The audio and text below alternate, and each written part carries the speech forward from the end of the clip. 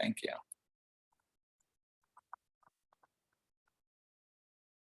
Thank you, David. Thank you, Lori. It's so good to be with you. It's been a long time. It's been a while. Yeah. Great to see you. How's the sound? Let's just check in around the sound. Is it clear? Some people are saying it's poor. I'm getting like thumbs up and some like, oh, it's not so great. So let me just adjust my speakers here and microphones. Okay, so how is that? Is that better? Okay, let's do that then. AirPods, sometimes they're clear, sometimes they're not. Okay.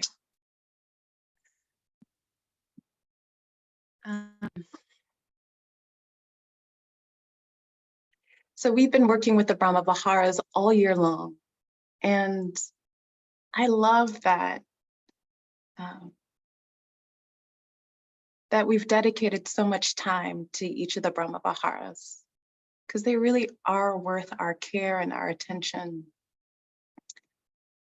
I think in insight communities, there can be a slight preference for what are called the wisdom teachings or the wisdom practices. So the practices around emptiness, practices around awareness, practices around developing concentration and the teachings around that. And those are all very, very important. But we forget that the Brahma Viharas are wisdom teachings in themselves, that each of these responses of the heart are an expression of a free heart and mind. So a heart that is free of greed, aversion, and delusion, whether that's temporary, and you've all experienced this, where reactivity is abated within your heart and mind. And what's available is the heart's responsiveness. And what comes through is metta. There is this basic friendliness.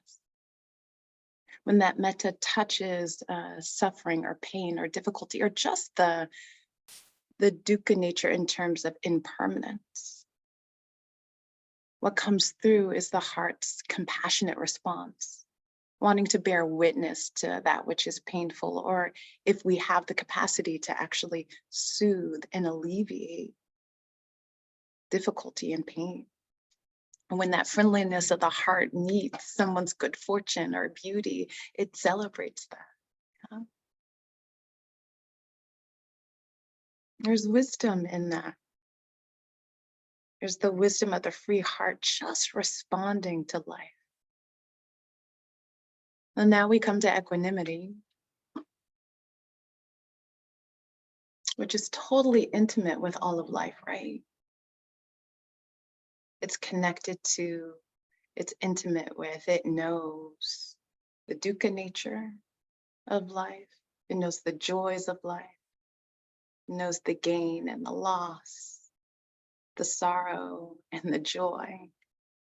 So equanimity is in touch, intimate with all life. And there's this steadiness. It doesn't move into trying to push the pain away. It doesn't lean into that which is joyful to try to get it to be sustained and to try to keep it and cling on to it, hold it. It's just steady. It allows the joy to move through. It allows the difficult to move through. It even allows the neutral, and it's just steady, non-reactive. I have a teacher who likens, there's a really fun image that he uses, and he likens each of the Brahma Viharas to each of the strings of a ukulele, the 4 strings of a ukulele. And when we take them up singly in the order that we have, we really tap into the specific flavor of each one.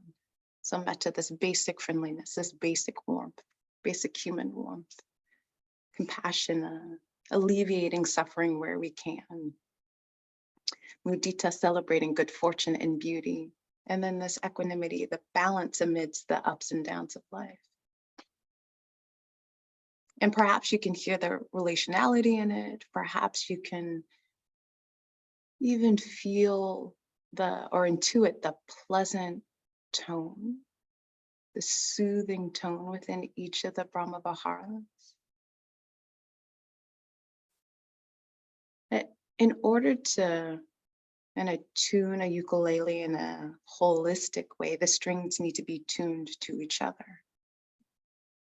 And similarly, we tune each of the Brahma Viharas with each other so that they stay in balance.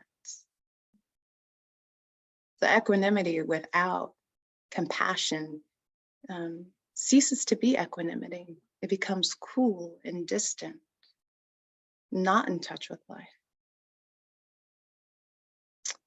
Or metta and mudita without compassion, they lose their depth and can start to feel pretty superficial. So an image that's been coming to me for the Brahma Viharas, which it's so interesting when we give ourselves over to practice and how idiosyncratic in particular our language becomes, or the images that come up. And you want to honor those and listen to those. Yeah. Because it's your heart really responding to the practice and finding its organic way into the practice. So an image that's been arising for me with all four Brahma Viharas is actually equanimity's at the center, sharing all of its gifts and all of its wisdom with compassion and mudita,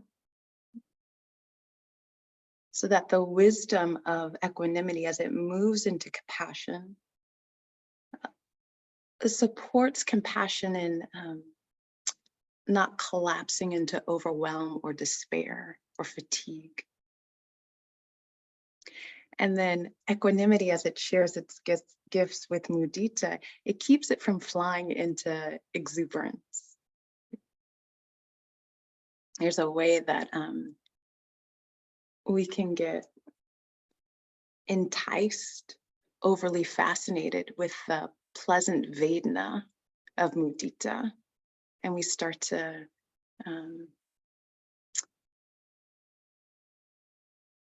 what's the word? We just start to, as I said, get over fascinated with the pleasant feeling of mudita, and we fall in love with how good mudita feels as it suffuses the heart and mind, and we cease to be connected to someone's good fortune, someone's joy, and it moves into exuberance and elation, right? The wisdom of equanimity says this has a shelf life. It has a beginning, middle, and end. This is impermanent. And that can be the wisdom teaching of equanimity that helps to ground mudita, so that we're not blown sky high into exuberance. Okay?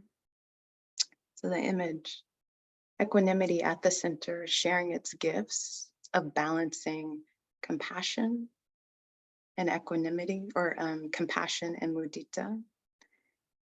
And then all three of these Brahma Viharas are held in a field of metta, this basic human warmth, holding and protecting equanimity, protecting compassion, protecting mudita, protecting and informing. Right? As I mentioned earlier, when there's this field of human warmth suffusing the heart mind, when it touches suffering, compassion moves through. When metta, this friendliness, touches the goodwill and good fortune of another being, mudita arises. And then there's equanimity at the center, balance, totally intimate with all of life, touched by pleasant and unpleasant contacts, as the suttas talk about, but not reactive, steady.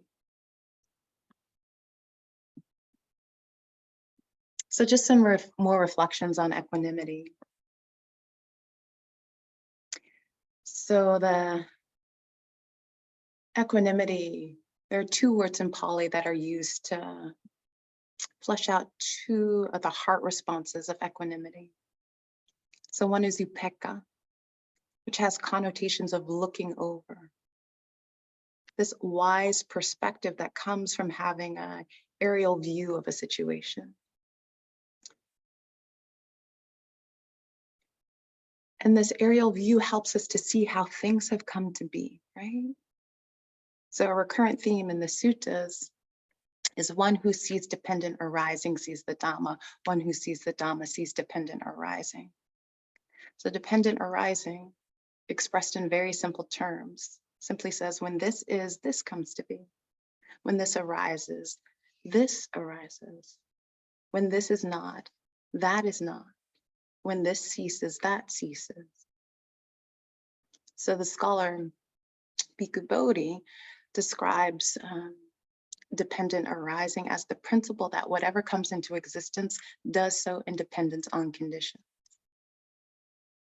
Equanimity helps us to see this dependent arising, helps us see like, oh, well, these are the conditions that were in place that resulted in this arising. Oh, and these are the things that when they started to dissipate and disband, these conditions, these circumstances, these events, oh, that's what resulted in the disbanding, the disintegration of this particular event. And when we come to see how things have come to be, because we're seeing all of the conditions involved, we don't take it so personally. It's one of the reasons I really enjoy reading Toni Morrison. And although she's been gone for, gosh, 5 years now, she's still with us. I remember I had a dream, and I remembered asking her in this dream with a lot of ache in my heart, how did this whole thing around race here in the United States come to be? How did that come to be? All of our collective habits around, well, this is who's better, and this is who is subordinate. This is who's worthy of these resources. These are the people who aren't worthy of resources. Like, how did this come to be? And how did we come to believe that certain people were endowed with certain qualities just based on the color of their skin? How did this all come to be? And in the dream, she wrote me this very long letter, beautiful long letter. And when I woke up from the dream, I couldn't remember the contents of the letter. But it took me some time to realize, like, oh, she wrote not only you, but all of us this long, beautiful letter in all of her novels, Beloved, Sula, Jazz, all these, A Mercy, all these beautiful works exploring, like, how did race come to be? How did this construct come to be? And when you see, like, oh, this is how this construct came into being, it's not so personal, right? Sometimes it lands in my heart very personally. My mother and I just drove from California to St. Louis, returning to, my mom's returning to our ancestral home. My grandmother and my grandfather were raised here in St. Louis. And on the way, we experienced some challenges around race. So in those moments, it feels personal. But when I can call on equanimity and just remember, like, oh yeah, you put some greed, aversion, and delusion around the significance and meaning of skin color in order to kind of establish power and maintain power, you get systemic racism. And it's like, and I'm not condoning some of the things that my mother and I experienced on this trip. But what becomes clear is we've all been acculturated to certain views, to certain ways of being.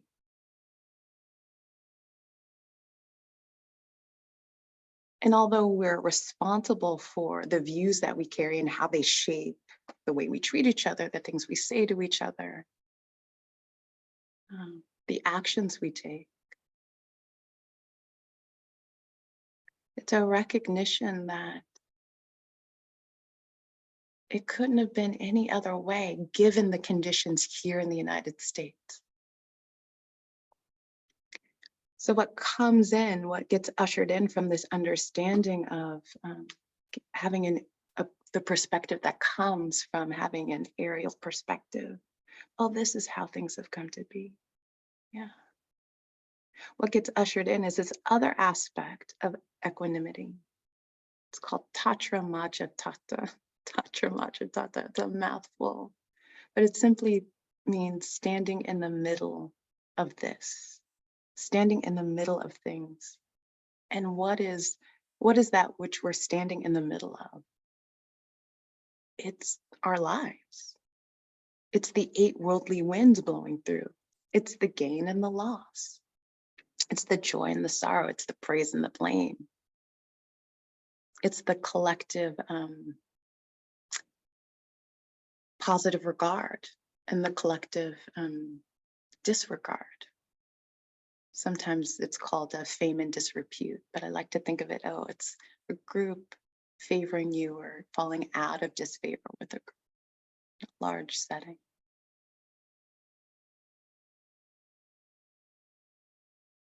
So from this aerial perspective and seeing like, oh, this is how things have come to be. What comes in, what gets ushered in is this Tatra Maja Tata. Like this balance, this capacity to actually stay balanced amid the ups and downs of a life, amid the worldly winds that are blowing through the heart and the mind. And that takes responsiveness, right? It takes balance. So equanimity, one of the misperceptions or misconceptions about equanimity is that it's indifferent, that we're not in touch with the purity of life. But in order for equanimity to be genuine, in order for us to maintain this balance, we are intimate with these winds that blow through, and we all know them, right?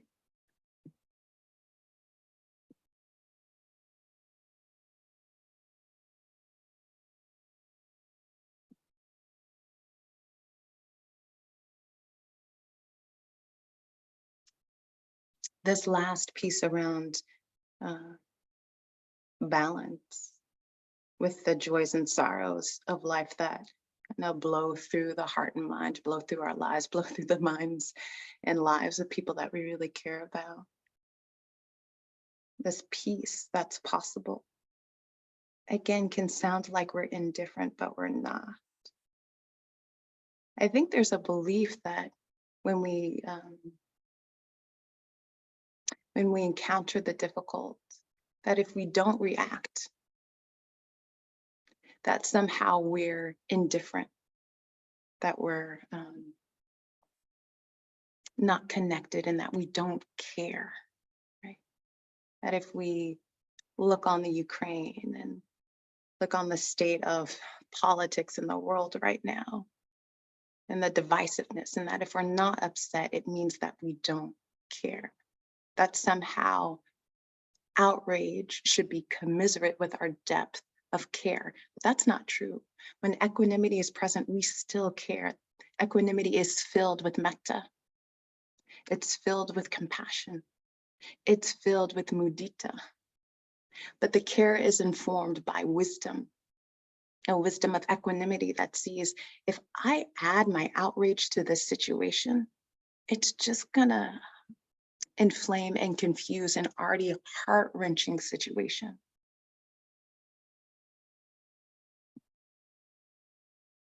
The peace is the result of non-reactivity.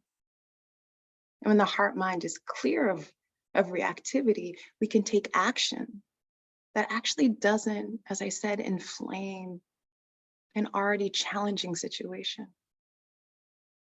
When there's an absence of reactivity, and all four Brahma Viharas are firing within the heart mind, we can take action that actually calms the situation. We can take action that helps to broaden people's perspective. When there's tension in the room and we're the one person with all of the Brahma Viharas firing, we can have a positive impact. These Brahma Viharas are, in the suttas, they talk about them as radiating. And you know this, you've been with people who say this metta is just flowing through them, and it impacts your own heart and mind. You start to feel your own friendliness, start to feel your heart and your body. It's the beautiful thing about these Brahma Viharas. They're described as limitless, abundant, exalted, meaning that they have no limit, that they're not confined to one particular person or situation. They just radiate and bless outward, blessing everyone that they come in contact, touching every situation that they're in. No preference. There's no preference involved in the Brahma Vihara. Just blessing and touching and soothing ourselves, other people, the circumstances we find ourselves in.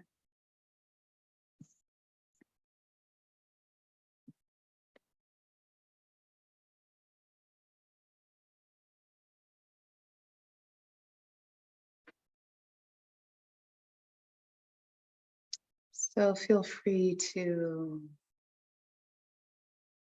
find a meditation posture that supports wakefulness, relaxation, a sense of ease in the body, perhaps tranquility and contentment in the heart mind. It may make sense for you to just bring some ease into the body by just rolling the shoulders, stretching, maybe even standing up for a bit.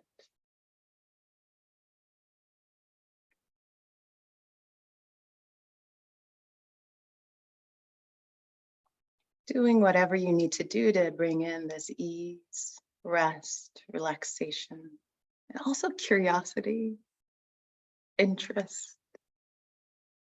Cultivating the Brahma Viharas is like an adventure because it's not straightforward. And we come up against the reactivity in our hearts and our minds, but that's okay. The Buddha was quite clear that this is a gradual path, and that learning to be with our reactivity in a skillful way is not a mistake. That reactivity will arise. And it's a sign of not any personal failing on our part. It's a sign that the practice is actually working.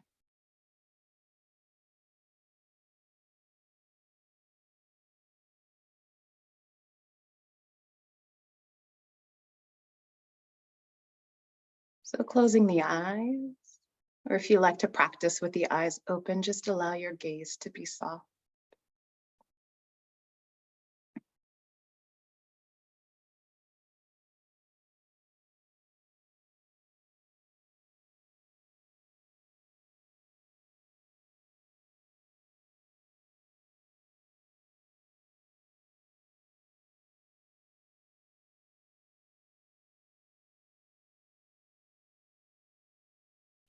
Allow your awareness, sati, to suffuse and fill the body.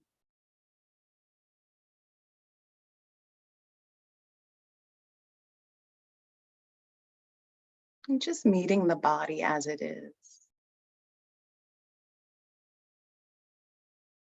The Buddha was quite clear in some of the guided meditations that he offered.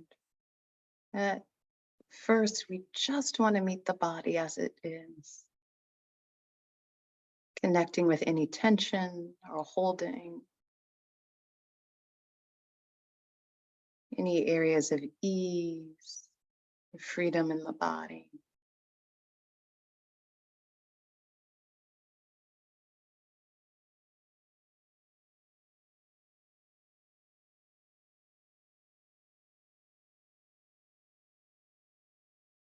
And then and only then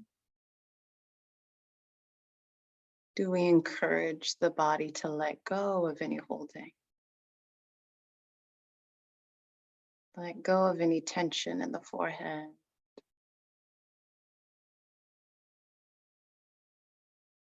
Allowing the eyes to be soft. Allowing the jaw to be slack. Letting go of any holding in the neck and shoulder.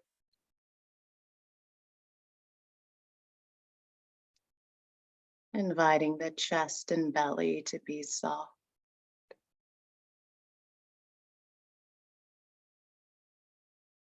Letting go of any holding in the pelvic region, hips.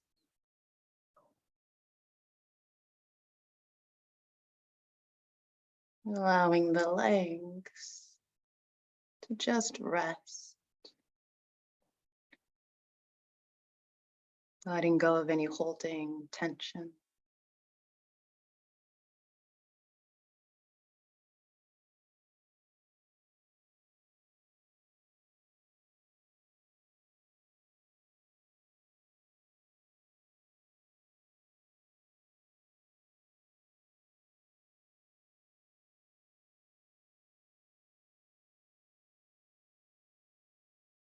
Allowing the attention and mindfulness to suffuse and fill your sitting base.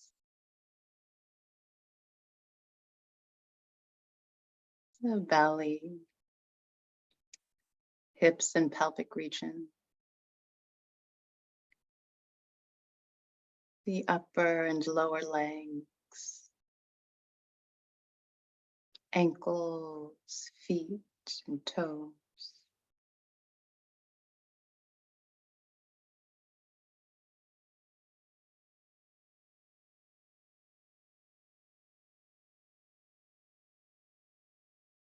As you are aware, connect with the sitting base.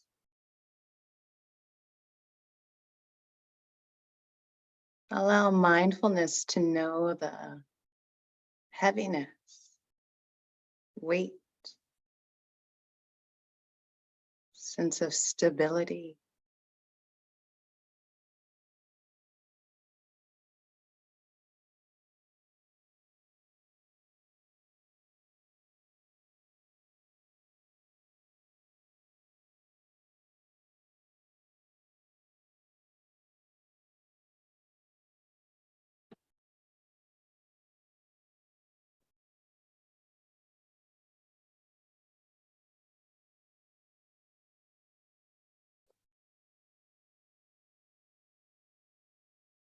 The mind may rest on another experience, that's okay. Just redirect the attention, mindfulness to just rest in the strength, stability of the sitting base.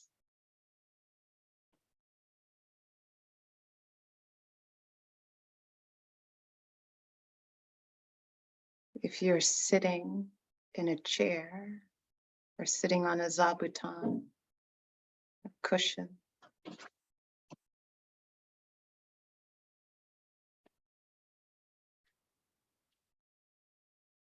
aware the solidity of your sitting base, its strength.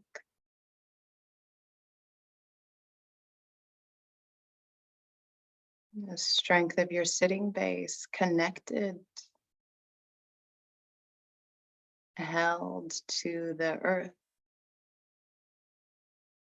Earth supported by earth, your earth body supported by the body of the earth itself.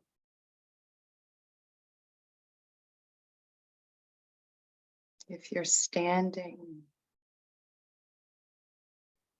feeling the strength and solidity of your feet and your legs. If you're lying down, feeling the strength and solidity of the back. Perhaps the legs are extended in front of you, or perhaps it's just the balls of your feet or the bottoms of your feet touching the ground or your bed. Feeling the strength and solidity of back and legs, supported by earth and earth elements.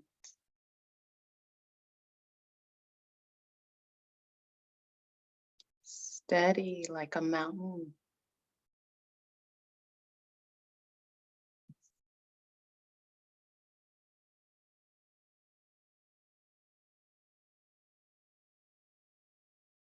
And just breathing with this steadiness, balance.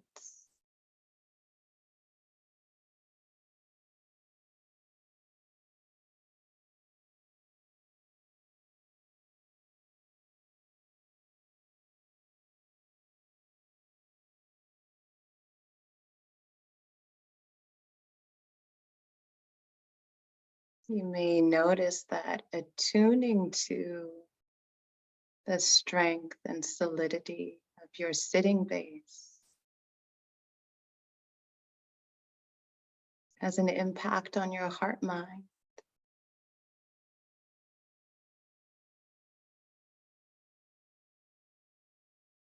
And be a very light influence.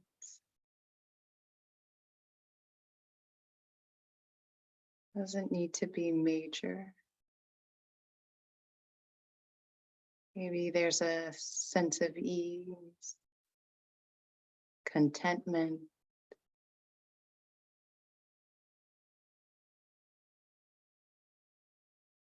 settledness.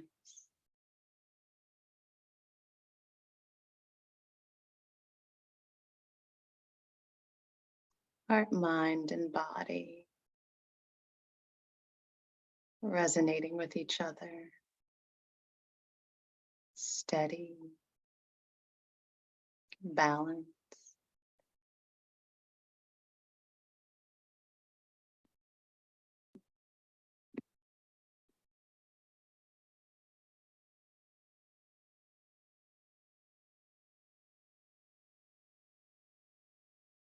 As you connect with the felt sense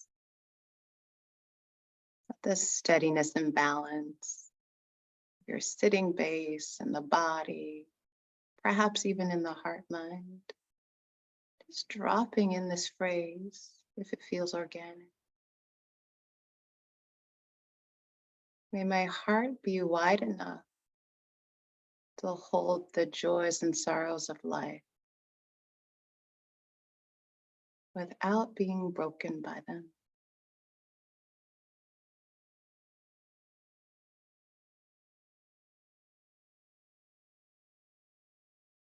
May my heart be wide enough to hold the joys and sorrows of life without being broken by them.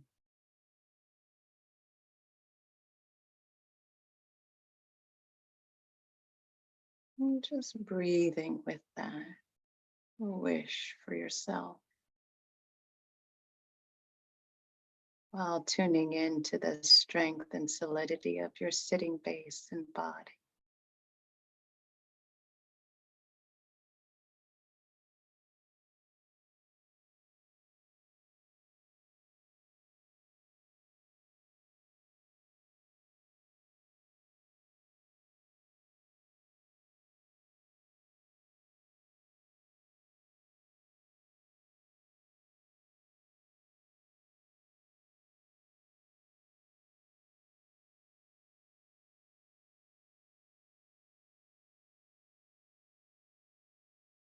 Feel free to drop in the phrase into your heart and your body.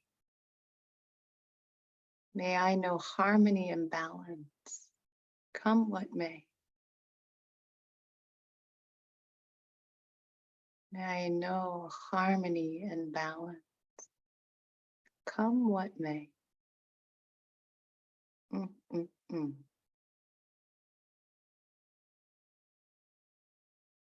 Come what may I know harmony and balance.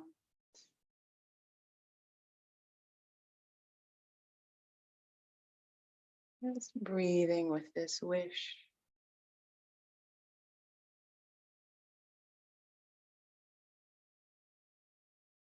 With a relative balance and peace, steadiness of the heart, mind, and body.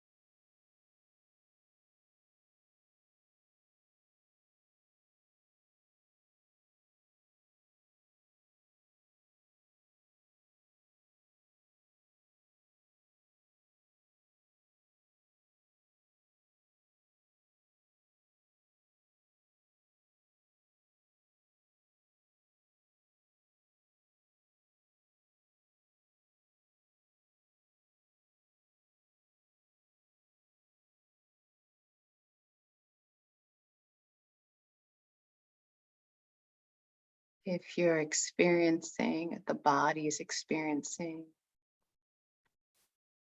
some degree of pain, discomfort, or the heart mind is experiencing some irritation, perhaps dropping in the phrase, it's like this. May I meet this with ease, balance. It's just like this. Ow, painful. May I meet this with ease and balance as much as possible.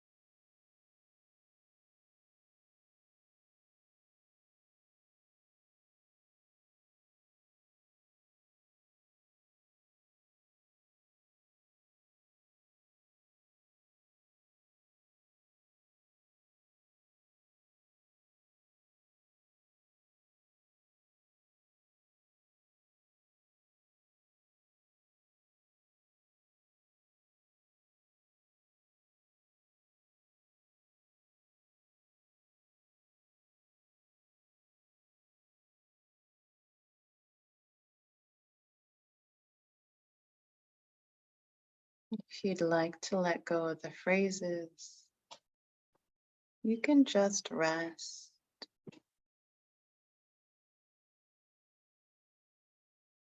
with the stability, weight,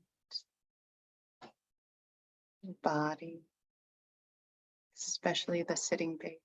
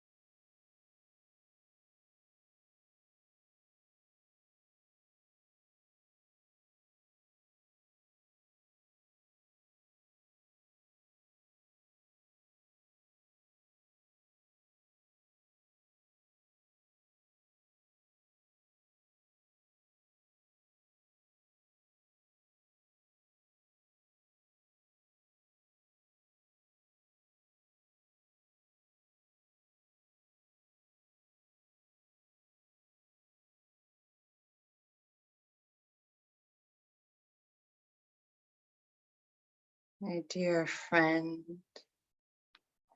Tueri Salah. Perhaps some of you have had the good fortune of practicing with her. She taught me an equanimity chant I really love. It's been a huge support.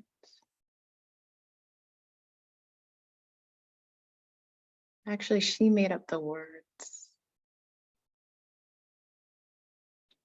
It goes, may I have harmony and balance, come what may. May I have strength within myself. May I be peaceful.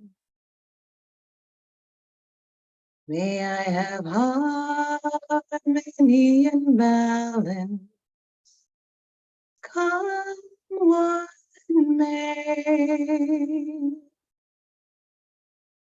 May I have strength within myself. May I be peaceful. And feel free to carry that with you in the days and the weeks, the hours and minutes to come.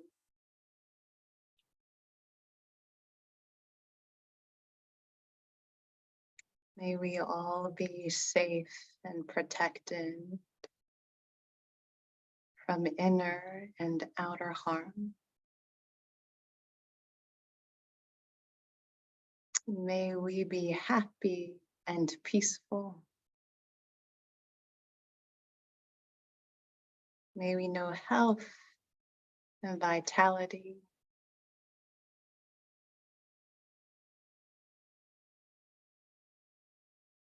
To whatever extent is possible for us, whatever form that comes for us. And may we care for ourselves, care for each other, care for all of life, care for this beautiful planet with happiness and ease.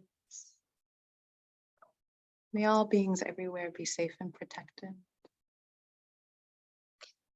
Thank you, thank you, thank you so much for your practice, for your very kind attention. I look forward to seeing you all again. Bye, friend. Feel free to unmute and say goodbye.